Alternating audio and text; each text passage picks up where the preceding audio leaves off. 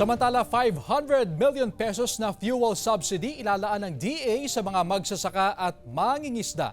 Balitang tinutukan, live ni Claire Lacanilaw Dungka.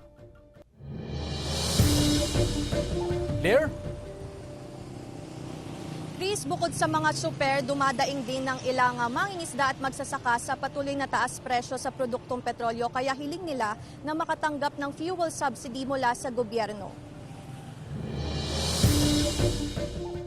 Apektado rin sa panibagong taas presyo sa produktong petrolyo ang ilang mangingisda sa Bunuan Guset, Dagupan City. Ngayong mahina ang kanilang huli, limitado rin ang kanilang nabibiling gasolina dahil sa mataas na presyo. Panawagan din nila, gaya ng mga tsuper, ang fuel subsidy mula sa gobyerno. Mas maganda para hindi naman kami mahirapan kunti-kunti ang nahuhuli namin. Hindi kami nakaka-laut na matagal dahil alam niyo naman sa gasolina. Kami din kung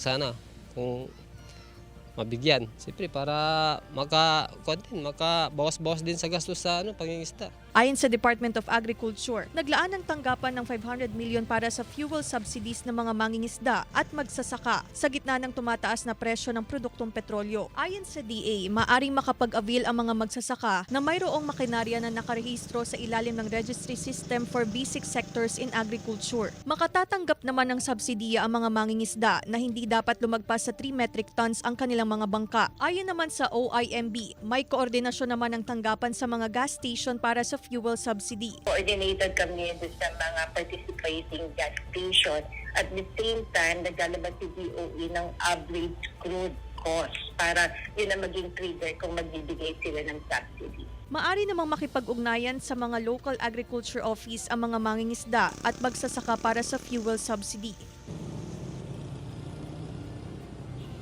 Samantala, Chris, aabot sa 65 centavos ang inaasahang taas presyo sa kada litro ng diesel habang 1 peso and 60 centavos naman ang inaasahang taas presyo sa kada litro ng gasoline at 60 centavos naman ang inaasahang taas presyo sa kada litro ng kerosene. Epektibo yan bukas, July 9, na ipatutupad ng ilang kumpanya ng langis. Chris. Maraming salamat, Claire Lacanilaw Dungka.